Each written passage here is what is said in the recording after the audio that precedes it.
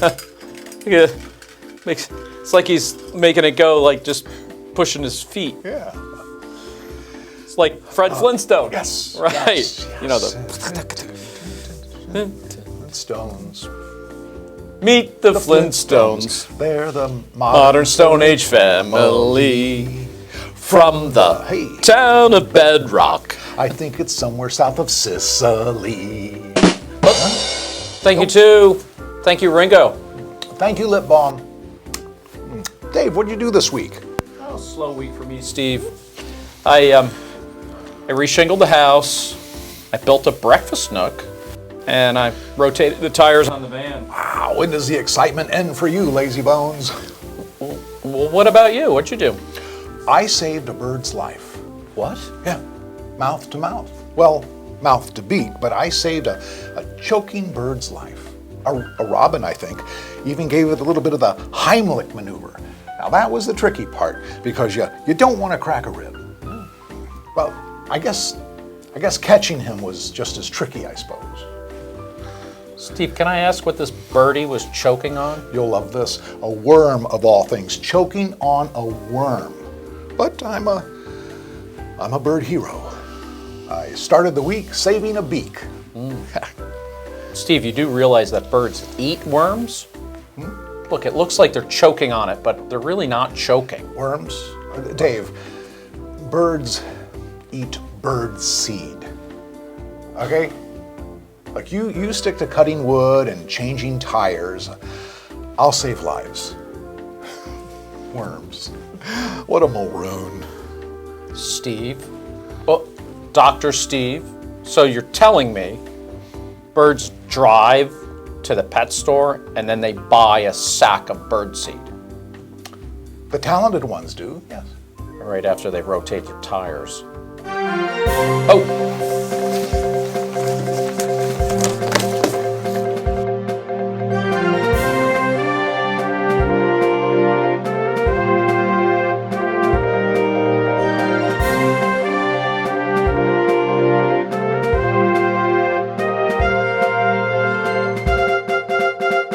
Hello and welcome to this week's Chamber of Comedy Week in Review Update. I'm Dave Hanray. And I'm Steve Burnett. And this week's update is brought to you by Maine Repertory Theater and Ginger Ray's Homemade Brownies and Fudge. Don't let the dry skin flakes and the nail clippings put you off. That's just proof that they're made from scratch. Dave? Who doesn't like some crunch in their brownies, Steve? Oh, you can say that again. Who doesn't like some crunch in their brownies, Steve? You're asking a lot of questions, Dave. For starters, America, we'd like to apologize for missing last week's update.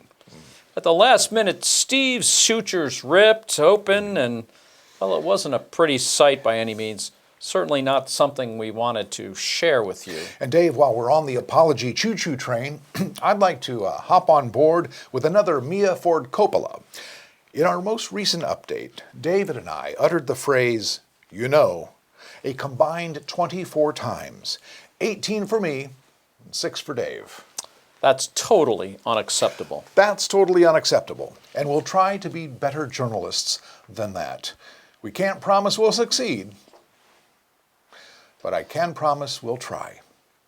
You know, Dave, if we can't criticize ourselves, then who can we criticize? That's right, Steve. We have no business criticizing others. How can we comment on the speck in someone else's eye when all this time there's this huge tree stump in our own? Yeah, I think they get it, Steve. How can we tell others that their shrubbery is all ablaze when our very own bush is right there up in flames? Steve, we don't have to... How can we throw a rock at a house of straw when our very own shack is being overrun by 3 little pigs?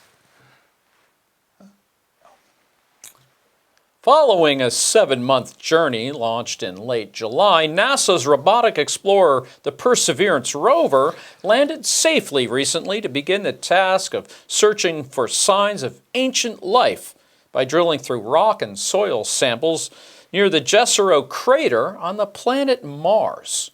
Every detail of Perseverance's approach leading to touchdown on the dusty red planet was vital, or the entire multi-billion-dollar experiment would quite literally blow up.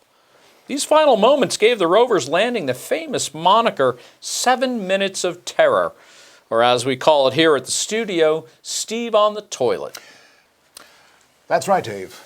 Unfortunately, Perseverance also caused a three-way fender bender with rovers from China and the United Arab Emirates after failing to yield at the posted stop sign. And well, as bad luck would have it, no liability or collision insurance on the rover had yet been purchased. Nasal spokesman... It's NASA, Steve. My script has an L. Oh, it's a typo. NASA spokesman Chuck Miracle claims the premium payment was mailed out days before the rover launched, so they can't understand why the insurance company hasn't gotten the check yet. Who's been there, huh? Yeah, we all have. Adding insult to injury during its trek, Perseverance discovered an ancient statue of the Great Gazoo from the Flintstones, but was ordered to demolish the goofy granite tribute as it was deemed possibly offensive to any unknown life forms on Mars, since the Great Gazoo was from the planet Zetox and not from Mars at all. In a somewhat related story, astrologers report there may have been a miscalculation of the order of Saturn, Jupiter, Venus, Mercury, and Pluto regarding the planet's distance from the Sun. Any word on Uranus, Steve? Doctors suggest a warm salt bath, Dave.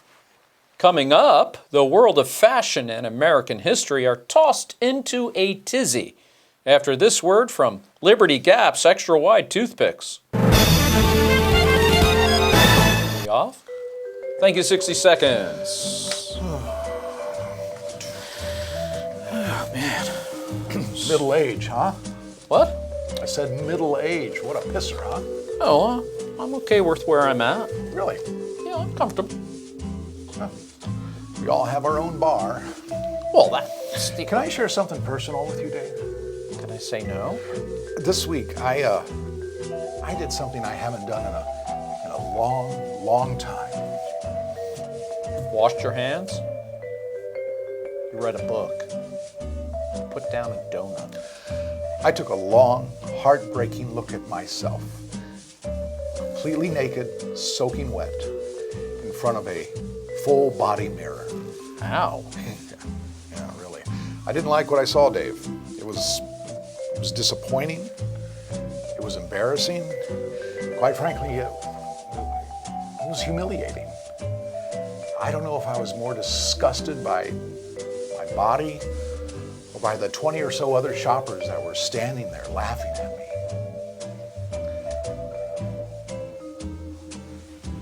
Thank you, 10 seconds. And welcome back. A diary of what has turned out to be that of George Washington was unearthed under a tree near his retirement home in Mount Vernon recently.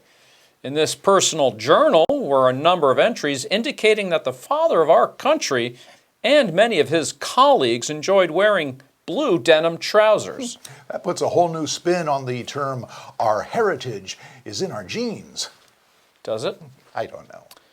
Experts are searching for clues as to why earlier historians found it necessary to represent our forefathers and other members of the Continental Congress debating the future of our country clad in knee-high stockings and knickers rather than showing them in the fashionable dungarees they were evidently sporting at the time. Fashionable and functional. I can attest to that, Dave. It's funny, I never think of you and functional in the same breath, Steve. That is funny. And I never think of you and strudel in the same sentence, Dave. Strudel, Steve? No thanks, Dave. One of us has to do the news. A special programming note, with the one-year anniversary of our theater being closed just around the corner, we felt next week might be a good time to share with our newer friends, those of you who have joined us online since our closing, where we came from and where we hope we'll soon be headed. So while next week's update will include interesting light-hearted tidbits about Maine Rep and the Chamber of Comedy, don't you worry, America. Our hard-hitting news will not be compromised. We will still be reporting on the stories that make you shake your head because, frankly, we love you. And not in the bad way. And Dave, I'm guessing that we will be giving next week's update a special title? Yes, we will, Steve. Next week, it will be our special St. Patrick's Day special update special. That sounds very special, Dave. And now, with another heart-wrenching installation of Things I Learned the Hard Way, please don't ask me how. Here's Dave. Thanks, Steve. When your wife asks you to bring home some toys for the bedroom, she does not mean Nerf basketball and hoop set. Steve? I'm guessing there was no scoring. Rode the bench. She rode something. And now with a personal note, here's Steve. Thank you, LeBron. 2 weeks ago, I came out and announced that I was a 17 shirt-sized neck, when for years I claimed to be 16 and a half. Now, little did I know the floodgates of relief I opened for larger necks everywhere with my brave declaration. Even my own brother called me from his remote, undisclosed location at 1705 East Karen Street, apartment 3B in Cedar Chest, Iowa, to thank me and let me know that now his own large neck shirts can finally come out of his closet. With this sudden outpouring of gratitude, some have called me a hero, some a trailblazer. Still others continue to call me technically obese.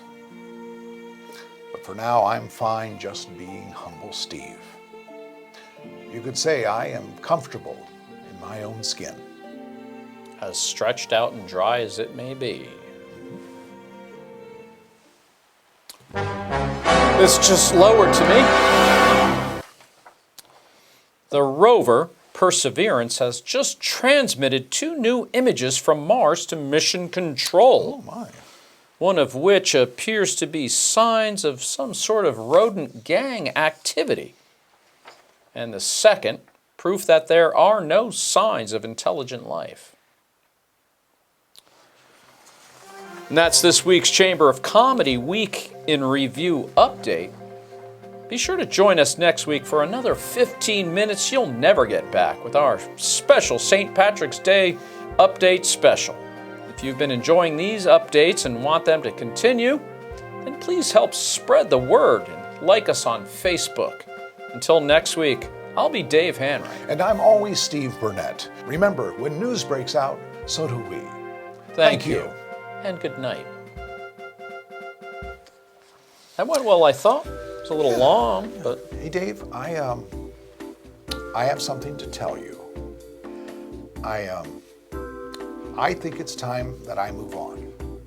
Oh, well, you'll get no argument from us. There's one thing in my life that's missing, and it is the time that I spend alone.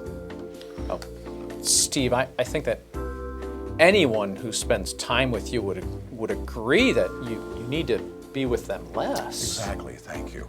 Staring at the cool, bright, clear water.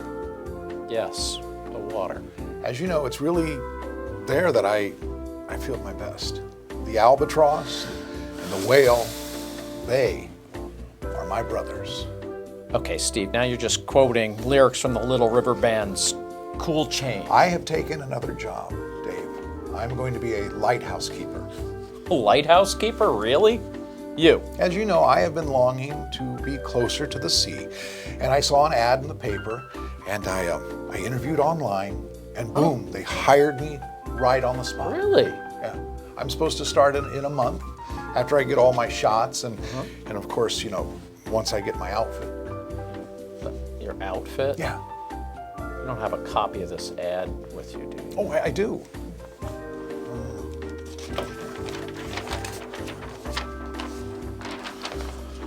This one?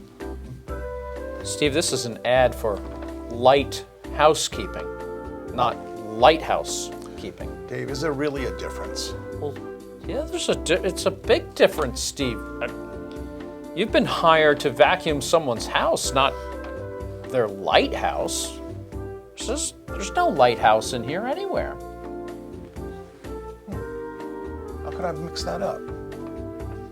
Well, I have seen your high school transcripts. Well, that explains the outfit. What's the outfit? No, it's a French-made outfit. French made? Do me a favor, don't return that.